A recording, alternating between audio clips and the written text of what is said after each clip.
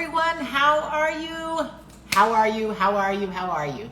This is the TERRAN Lamb Show, Season 7, Episode 6. And it's also the first day of summer. Happy summer to those who are joining us. We are here on IG Live, 7:30 p.m. Central Standard Time, each and every Tuesday. You can also check us out on YouTube now. Please go subscribe to my YouTube channel. I am TERRAN Lamp. I am working on getting enough subscribers so I can take the show to YouTube as well, so I can be live on YouTube. Hi, Tanya.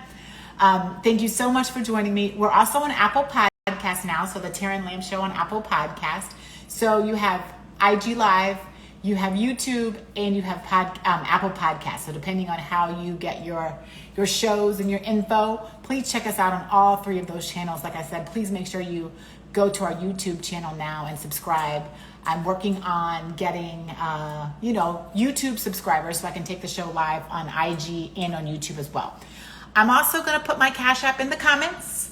And all those proceeds, 100% of those proceeds go to help pay off a medical bill for a heart disease or cancer patient in need. So anything you give to the Cash App goes to pay off a bill.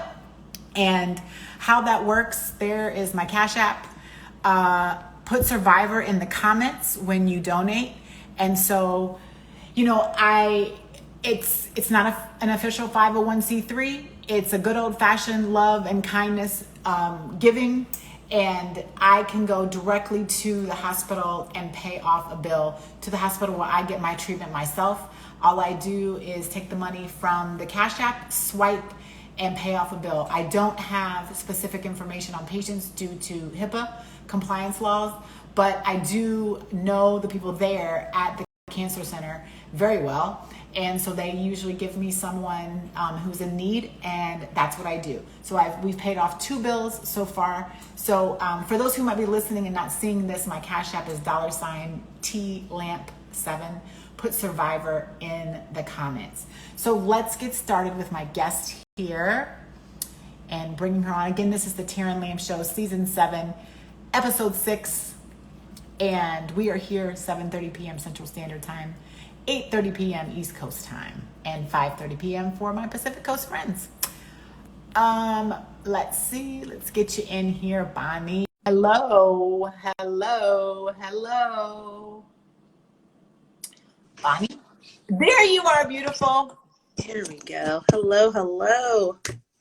Let me take a big old really quick. Good call. It's so hot here. I can relate. It was actually a pretty beautiful day in here in Florida. I can't complain. Is it hot? Really hot there though? Normally, yes. Today was beautiful. Okay. It's so hot here. It's like for us, it's in the 90s today. I mean, we're taking it because we hate that Chicago cold, but woo, yeah. Okay. So this is the TERRAN Lamb Show, Season 7, Episode 6. Make sure you're going to YouTube, subscribing to my YouTube channel, and make sure you're liking, following, and doing all that good stuff. Bonnie's channel as well, and she's going to get into a little bit about what she does. Oh my gosh, you look so beautiful. I feel like I start this over and go get my face together. I started putting on makeup before the gym, and I can't believe I became that person. But just because I started looking at myself in videos, and I was like, You look stunning. Yeah. I'm like, well, thank you. Okay. So Bonnie, tell us a little bit about yourself. And you told me about your journey. Of course, it touched me in many ways, but I want people to know about you, and then I want people to know about how you kind of got to be what you're doing now, which is amazing work. So tell us a little bit about you. Okay, so I am the owner of a small business that is centered all around personal development for women. I am 35 years old. I have a 21-year-old and a 14-year-old, so I have been a mom since I was 14 years old. And unfortunately, the circumstances surrounding the birth were not consensual. And I know that a lot of women have been in that situation as well. But I was so young, and I was so determined to I don't know. I was like, this is my child. I don't care. Like we're doing this. And so it's been a very interesting journey becoming a mom so young, and not really feeling good about yourself. Like from there on, like I was marked as unworthy or damaged goods, and so many situations and circumstances in life, even before that point, had led up to create that core belief about myself that I was not worthy. And that's how I got in that situation where people didn't respect my boundaries. And it just continued to perpetuate this story that I believe to be true. And that sort of mindset led me into relationships and situations all through life where it was confirmed. It was like a self-fulfilling prophecy, from being in abusive relationships, really like terrible work environments where I was harassed by managers, and just everything about my story led me to believe that I was not worthy. And when I, just to kind of flash forward through so much storytelling, so I could take so long, the premise of my business is that you get to choose. That you as a female, you get to choose what your story is, regardless of your past, and you get to rewrite it, and you get to unlearn things that were not true, and you get to learn things that are true for you. And it changed my life, having a mindset switch. And my business is it's a mix between a not personal training, it's fitness coaching, it's life coaching, it's nutrition coaching. It comes full circle, because for me, where I started to find my power and start to gain confidence in myself for the first time ever was when I started exercising and lifting weights. And I was like, oh snap, I'm not a weakling, and I can do, like, it really showed me that I could transform. And even though it was outside, it was also very much an inside job. And that changed my perspective about life. I was like, oh my gosh, what else can I do? What else can I do? And I was like, I have to show other women this, that there's so much power in being able to change the way that you view yourself and rewrite your story. And since I do life coaching, I would do fitness coaching simultaneously. And now it's kind of evolved into this just so much bigger than I ever knew. I know what I want it to look like, but it just evolved. And I'm so amazed that I get to do this with women. So let me, I know you're going to be like, how did we get here? When you first said in the beginning, and when you go back and watch this, one of the first things you said was, your circumstances weren't that great, but you took it by the bull by the horns, as they say, and you smiled and you said, let's do this. And so, I just want to know what got you there. Right? Because when you're telling me, when you go back and watch this video, you're going to see that you told yourself, Bonnie, let's do this. You said it in the video and you smiled. And for what your circumstances were to keep smiling through that and now be able to share the story with a smile, what got you there? Because I know what you're doing now is amazing work, and you're paying it forward to other people, particularly women. But I know there must have been so many obstacles before the smile. It's so funny that you pointed that particular thing out, because I now attribute it to the reason why I teach women to do inner work. Mm-hmm. My great grandmother, she had been through a lot. She's a Black woman in America, and she was almost 90 years old. And I was going through crazy times as a preteen. I wasn't even a teenager yet. I was going through something, and I was having a pity party. And she goes, and I need to stop smiling, because this is not a smiling story, but I remember this impacted me so much, because I was looking at her like, absolutely not, woman. But she was telling me, she's like, girl, baby, you just got to smile if it kills you. And I remember looking at her like, no, the heck I don't. And then she started to tell me these horrible stories of things that she had lived through. He's like, I've come home. She's had 10 children, and only 6 of them lived to adulthood. You can use your imagination. They lived in Tennessee.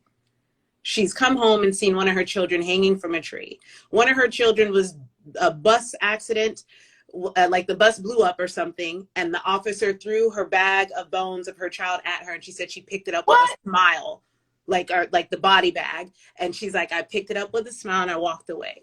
And she's telling me all of these horrific things that happened. She's like, you never let them see you down. And I remember being a young kid and I didn't know have as much wisdom as I do now, but I was like, absolutely not. No, like I get what you're saying, be strong. But I was like, oh my God, I was like, no, I was like, I know that women, you guys had different circumstances, but we're in a different time.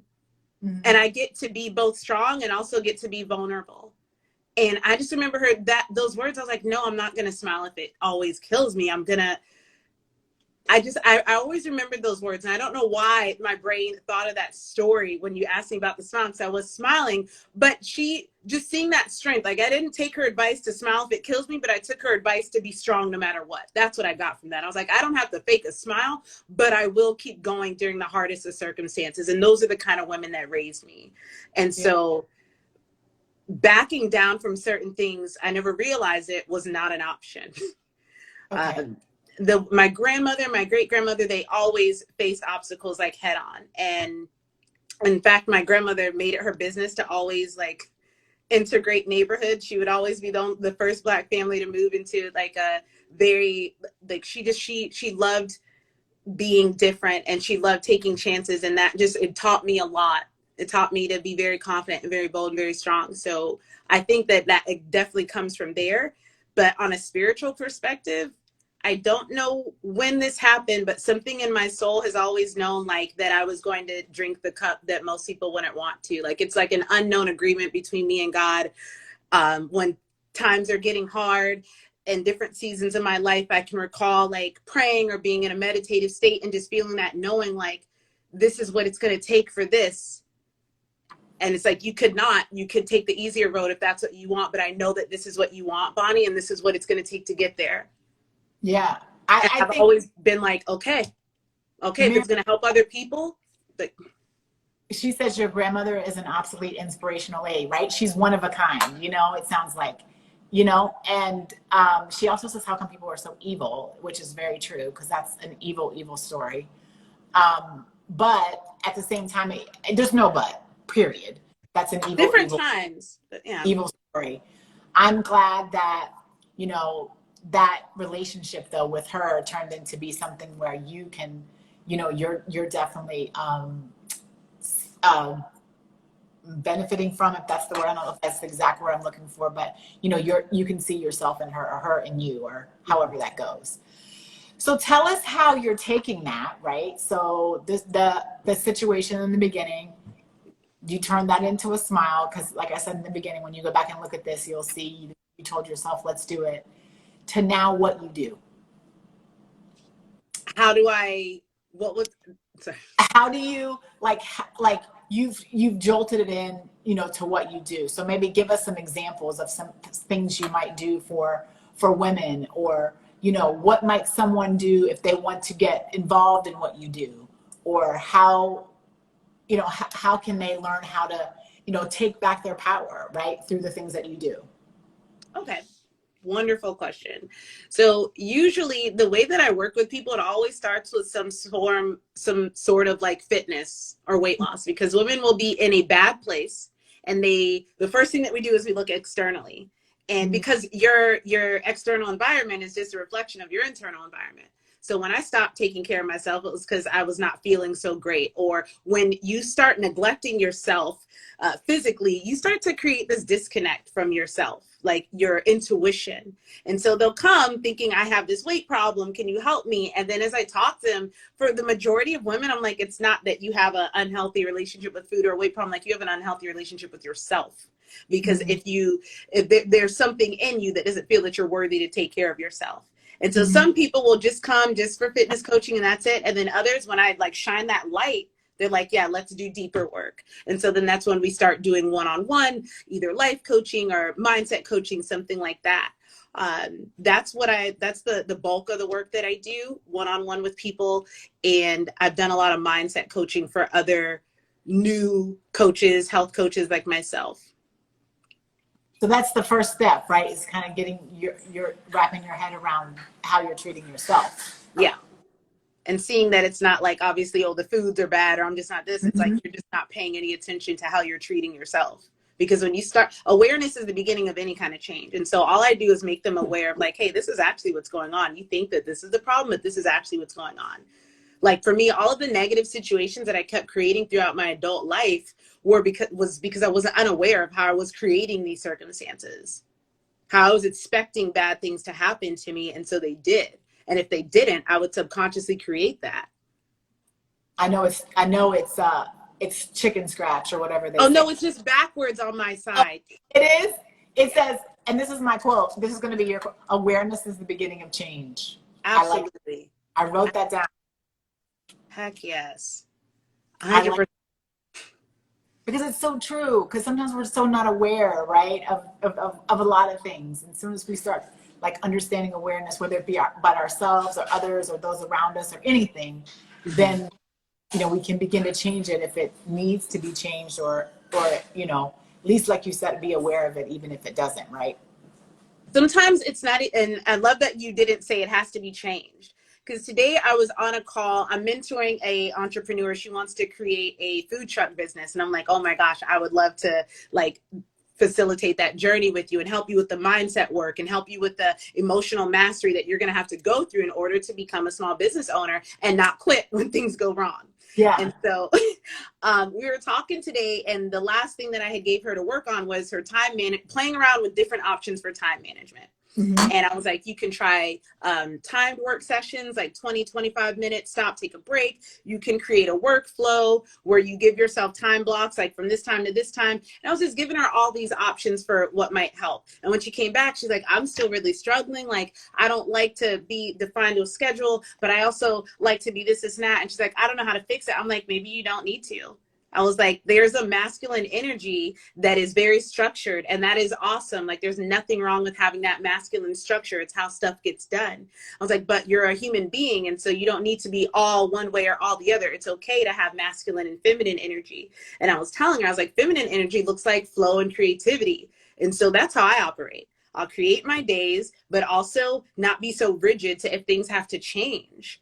And so when I was like, you don't have to look at you think you're all over the place when it could just be how you function. That's your gift. I was like, you function in flow. And she's like, thank you. I always thought something was wrong with me. I was like, I did too. And so I realized like, I can't just stick to a very strict schedule. I've never been that person, but I do need the schedule to have some kind of structure. So I love that. Like I brought that to her attention. She's like, wow, that was a light bulb for me. I'm like, yeah, stop trying to fight it. Some things you don't need. Doing shadow work taught me that. Doing shadow work. I was like, the things that I think are horrible about myself, or the things that I'm trying to hide from the world or from myself, those are that's my strength. I'm like, when I get to embrace all aspects of Bonnie, messy Bonnie, bossy Bonnie, smart Bonnie, successful, selfish, all of it, I get to own it all. And then that's where your power comes from, because now you're not denying pieces of yourself. And so I love that, like just showing people that. So this is the TERRAN Lamb Show, guys. Please make sure you are liking, following, subscribing. Please go to our YouTube channel, I Am TERRAN, subscribe. I'm trying to work on getting enough subscribers. I'm new to this whole thing. So trying to work on getting enough I can take the show to live on YouTube. So make sure you're subscribing on YouTube at I Am TERRAN Lamb. Make sure you're liking both of our IG, subscribing, liking, whatever, all the things, And we're on the podcast at I Am TERRAN Lamb. So you mentioned, no, Apple Podcast is the TERRAN Lamb Show. Sorry. Everything else is I Am TERRAN Lamb. I'm getting it together. So you mentioned the bossy Bonnie, the this Bonnie, the that Bonnie, and you mentioned finding all those Bonnies. Is that because I just don't know. So yeah. Is that considered shadow work when you're kind of finding your Terrans, if you will? Yes. So the best analogy for shadow work is like, and I love this one. There's so many analogies, but I'll stick with the castle one. The castle one really like sends a light bulb to most people, especially like when I say they're like, oh my gosh. And it's like this, when you're a little kid, your personality is like a huge castle with all these different rooms. Like one room is the messy you, where you don't pick up your clothes or your toys or anything. And then there's the other room that may be extremely neat and very tidy. And then maybe there's the room that's artistic and likes, if you're a boy, likes pink stuff, or if you're a boy, you like dolls, or just something in my case, I'm Black, but I really like rock music, and I used to get made fun of, or I don't talk like a typical Black girl, like all these different pieces of Bonnie, intelligent Bonnie, and then also a little spacey Bonnie, Bonnie that likes to dance, Bonnie that likes to cheerlead, whatever it is, all these different pieces of me. And what happens is, as you get older and people come into your castle and they look in your different rooms and they tell you that that's not acceptable. You can't be messy. So then you start to create this persona. Oh, messy is embarrassing. I won't receive love if I'm messy from my parents, so I can never be like that.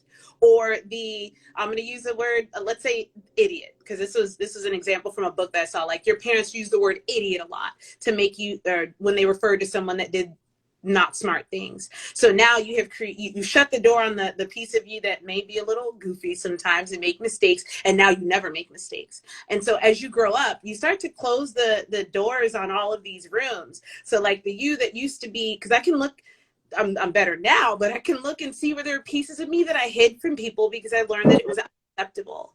I don't do stuff like this. I don't listen to this kind of music. We don't talk this way. We don't hang around with these people. And closing all these rooms until you look up as an adult and you forgot you were a castle. You only see yourself as a 1-bedroom fixer-upper duplex. And shadow work is about going back and opening all those doors and reclaiming all those parts of yourself that you were conditioned to believe made you less acceptable, or that made it hard for you to be loved.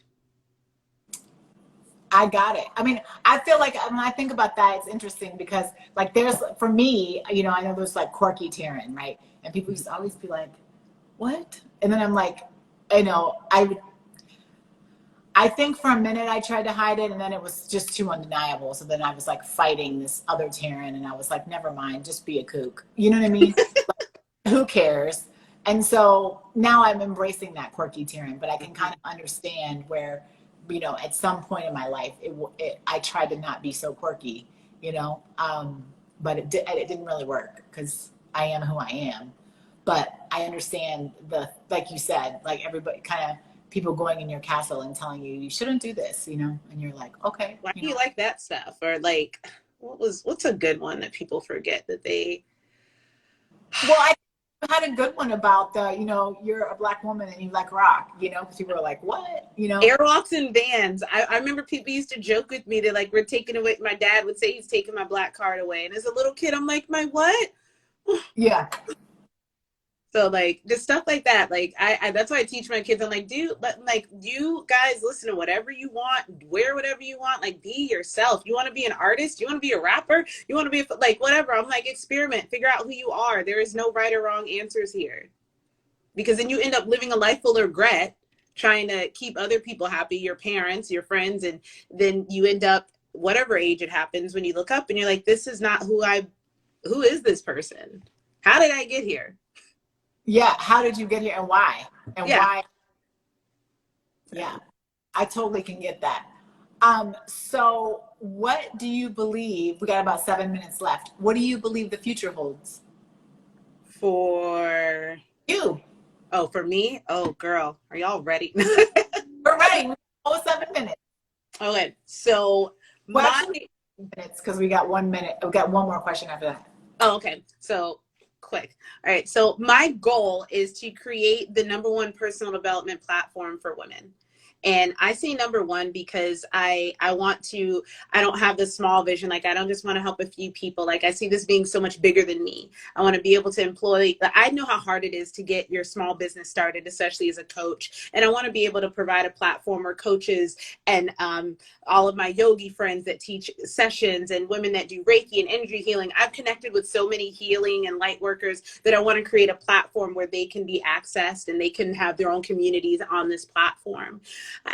I noticed that my clients are getting a little Facebook, what's the word? We're tired of it. Like it's stressful, but that's where my communities are. That's where my client communities are. And it seems like every few weeks we're all like, we need a social media break, and this is not. I'm like, well, what if your social media was just personal development? What if it was just like our Facebook group where it's just encouragement and love and motivation? How can I get that in one place? How can I deliver the services that I offer to women and then show them how to level their life up? Like, that's essentially what we do, is teach them how to level up. And so that's what I see for myself. And not just for myself, but for all of the women. Like, I want to bring them with me. So I want to employ women. I know that so many women feel they don't have enough skills, or they've just been a stay-at-home mom, or like me, I was just a waitress. I didn't feel like I would be able to do anything. I want to take those women and put them in positions where they are making a difference in the world by working at a company like that. So that's the vision that I see. The number one personal development platform for women. Yes, ma'am. For women or in the world? Say that again? It's specifically for women, right? You're specifically, yeah. Because I feel like, you know, I'm just going back to that whole awareness thing. I'm stuck on that for whatever reason.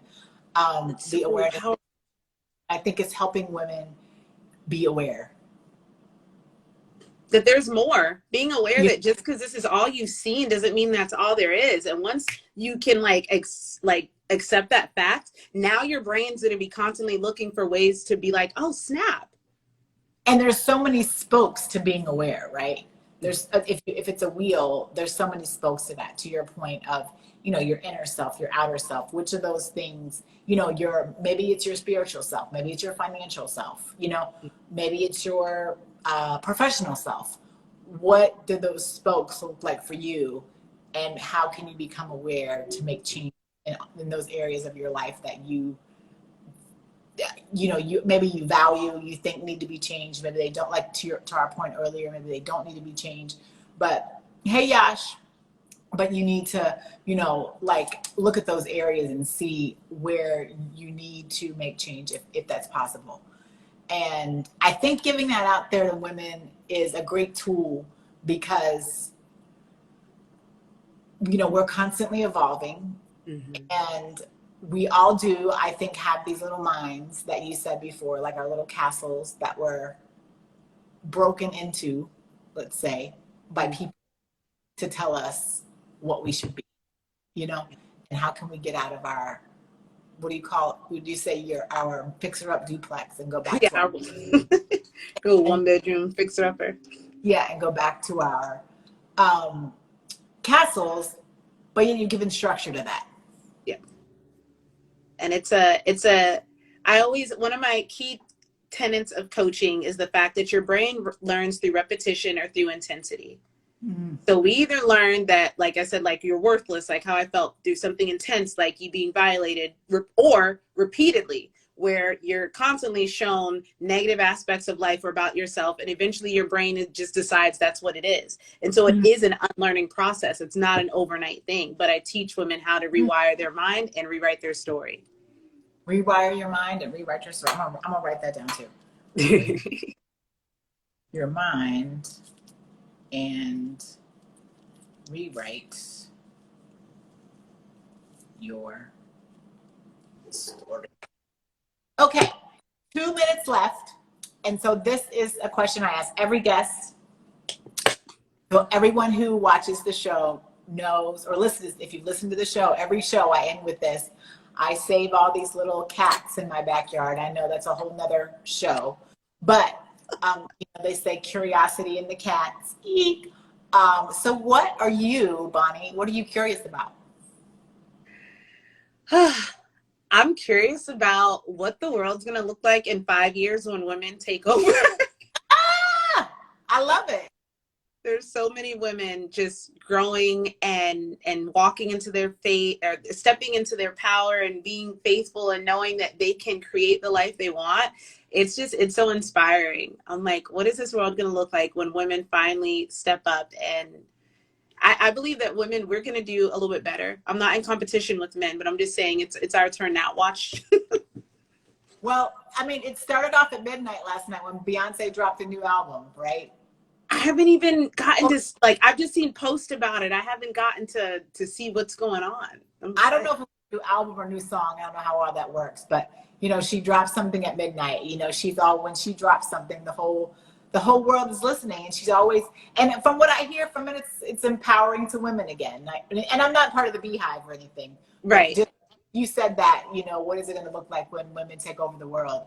It's like, well, it started off last night when Beyonce took over the world. So bombs are dropped. Shots fired. Dropped, and the rest of us are following, right? Yeah, but I think we could find it. I know. I need to look it up. I need to hear the whole song. But I think that's great. And I think that what you're doing is very powerful work. And I told you this when we talked just in person, your story is inspiring. And what you've overcame and where you are and what you're doing with it has come, I don't know if that's full circle or half a circle. I don't know if you made an about face or came all the way around. I don't know.